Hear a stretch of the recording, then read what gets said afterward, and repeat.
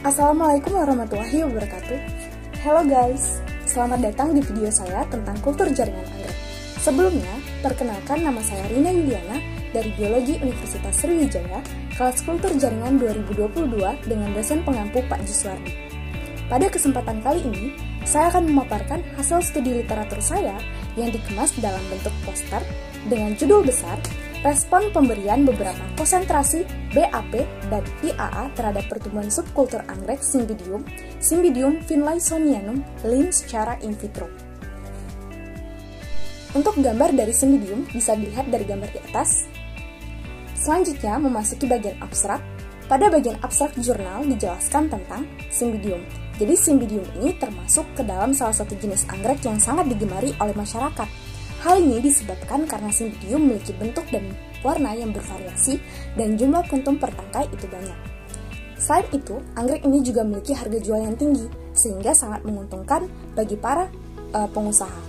Perbanyakan dari tanaman anggrek menggunakan biji sangat sulit untuk dilakukan, karena biji anggrek tidak memiliki endosperm, sehingga pada kondisi normal tidak dapat berkecambah. Oleh karena itu, biji anggrek Cymbidium hasil silangan yang unik perlu dilakukan perbanyakan. Perbanyakan ini dapat dilakukan dengan teknik kultur jaringan. Selanjutnya, kita akan memasuki bagian isi jurnal. Sebenarnya apa aja sih isi dari jurnal ini? Jadi di bagian pertama itu ada tujuan penelitian. Penelitian dari jurnal ini digunakan untuk mengetahui pemberian beberapa konsentrasi BAP dan IAA terhadap pertumbuhan subkultur anggrek Cymbidium secara in vitro. Kemudian, memasuki bagian pendahuluan. Jadi pendahuluan ini hampir mirip dengan abstrak, juga menjelaskan bagaimana tanaman anggrek itu bisa termasuk ke dalam salah satu jenis tanaman hias yang berpotensi dan menghasilkan peluang usaha yang cukup besar. Kemudian, di pendahuluan juga dijelaskan kenapa dilakukan teknik kultur jaringan secara in vitro. Karena tadi bagian bijinya itu sulit untuk dikecambahkan, sehingga dilakukanlah secara in vitro. Selanjutnya, kita akan memasuki bagian berikutnya, yakni bagian metode penelitian. Jadi di metode penelitian ini menjelaskan bagaimana penelitian dilakukan. Pelaksanaan penelitian dilakukan di dalam Laboratorium Kultur Jaringan Universitas Mayangkul Saleh, Kabupaten Aceh Utara. Dengan estimasi penelitian mulai dari bulan Maret sampai dengan Mei 2020. Nah, tahapan-tahapan dilakukan yang adalah pertama, proses sterilisasi alat. Untuk sterilisasi alat, dibedakan kalau untuk botol kultur itu sterilisasinya dengan cara dicuci terlebih dahulu dengan larutan cuci piring, kemudian dikeringkan di dalam oven selama kurang lebih 2 jam dengan suhu 170 derajat Celcius. Kemudian untuk yang alat-alat skalpel, cawan petri, kertas buram, pinset itu disterilisasi dengan cara dibungkus dulu dengan kertas dan plastik bening, baru dimasukkan ke dalam autoclave selama kurang lebih 30 menit dengan suhu 121 derajat Celcius. Nah, alat-alat yang sudah steril ini akan dimasukkan ke dalam ruang inkubasi dengan suhu 24-26 derajat Celcius. Sedangkan untuk sterilisasi ruang tanam itu cukup mudah dilakukan, yakni dengan menghidupkan lampu UV yang ada di dalam laminar airflow kabinet selama kurang lebih 30 menit sebelum penanaman. Kemudian lemari airflow tadi disemprot dengan alkohol 70%. Setelah selesai melakukan sterilisasi, barulah kita membuat media. Nah, untuk media yang dibuat adalah media larutan stok berfungsi untuk mencegah terjadinya penimbangan bahan kimia secara berulang. Jadi, kalau sudah membuat larutan stok, kita dapat menggunakan larutan itu untuk media-media berikutnya. Nah, pada penelitian ini yang dibuat adalah media BAP, media MSBAP, IAA, BAP, dan IAA. Setelah dilakukan pembuatan media, barulah dilakukan penanaman. Nah, untuk pengamatan dilakukan mulai dari hari pertama setelah penanaman sampai dengan 8 minggu setelah tanam.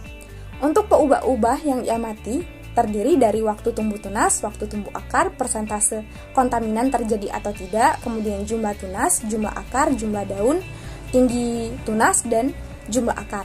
Kemudian akan dianalisis dengan uji F pada taraf 5% hasil untuk jumlah tunas.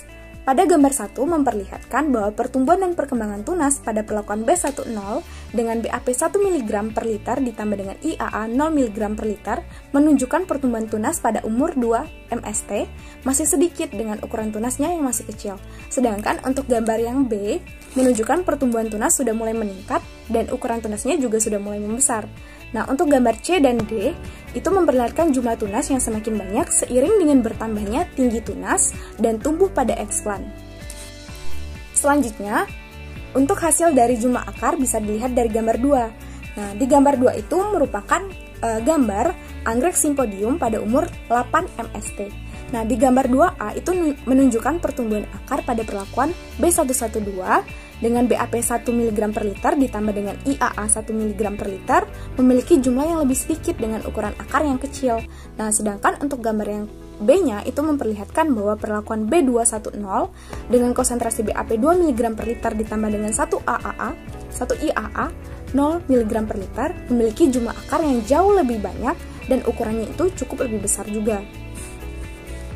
Ternyata di botol kultur yang sudah kita tanam itu terjadi kontaminasi. Nah, ini dilihat dari gambar 3. Bisa dilihat pada gambar 3 itu menunjukkan bahwa pada perlakuan B11 dengan konsentrasi BAP 1 mg per liter ditambah dengan IAA 0,5 mg per liter mengalami kontaminasi pada minggu pertama setelah penanaman. Sedangkan untuk gambar yang bisa dialihkan ke gambar B itu menunjukkan bahwa perlakuan B210 dengan BAP 2 mg per liter ditambah dengan 1 IAA 0 mg per liter mengalami kontaminasi pada minggu kedua setelah penanaman. Untuk hasil keempat itu tentang jumlah daun, bisa dilihat dari gambar yang keempat. Nah, dari gambar keempat ini menunjukkan bahwa perlakuan B20 merupakan perlakuan yang menghasilkan jumlah daun terbanyak. Dari gambar untuk bagian A-nya itu menunjukkan pertumbuhan daun sudah mulai terlihat pada umur 6 MST dengan jumlah daun yang masih sedikit. Nah, untuk gambar yang B itu menunjukkan jumlah daun yang sudah mulai bertambah, yaitu berkisaran antara 2 sampai dengan 3 helai daun yang terdapat dalam satu explant. Pada hasil kelima, itu menunjukkan hasil tentang tinggi tunas. Bisa dilihat dari gambar kelima, beralih untuk gambar 5A. Nah, untuk gambar yang 5A itu menunjukkan bahwa perlakuan di B110 dengan BAP 1 mg per liter ditambah dengan IAA 0 mg per liter itu menghasilkan tinggi tunas yang jauh lebih tinggi ketimbang B11 dengan konsentrasi BAP 1 mg per liter ditambah dengan IAA 0,5 mg per liter yang menghasilkan tinggi tunas yang jauh lebih rendah. Nah, untuk tinggi tunas ini diukur dari pangkal tunas sampai dengan titik tertinggi dari pertumbuhan tunas. Dilanjutkan dengan bagian kesimpulan. Baiklah, akan saya ringkas untuk bagian kesimpulan dari jurnal ini dengan poin penting yang pertama. Perlakuan terbaik dari BAP itu terletak pada konsentrasi BAP 1 mg per liter. Nah, untuk jumlah subkultur yang sangat diamati di sini adalah jumlah dari tunas, kemudian jumlah dari akar, kemudian tinggi tumbuhnya tunas. Sedangkan untuk yang perlakuan IAA itu pemberian terbaiknya ada di konsentrasi 0 mg per liter. Dengan subkultur tunas peubang yang digunakan adalah jumlah tunas yang terletak pada usia 4 MST. Terakhir, untuk interaksi atau kombinasi antara BAP dan IAA, itu perlakuan terbaiknya terletak pada BAP 1 mg per liter ditambah dengan IAA 0 mg per liter. Pada bagian akhir poster, juga saya terakan sumber atau referensi dari poster ini. Baiklah, sepertinya sudah selesai penyampaian dari saya. Jika ada kesalahan informasi atau kesalahan dalam pengucapan atau penyampaian, saya mohon maaf dan kepada Allah saya mohon ampun. Baiklah, akan saya tutup video dari subkultur dari jaringan anak ini. Wabillahi taufiq wal hidayah. Wassalamualaikum warahmatullahi wabarakatuh.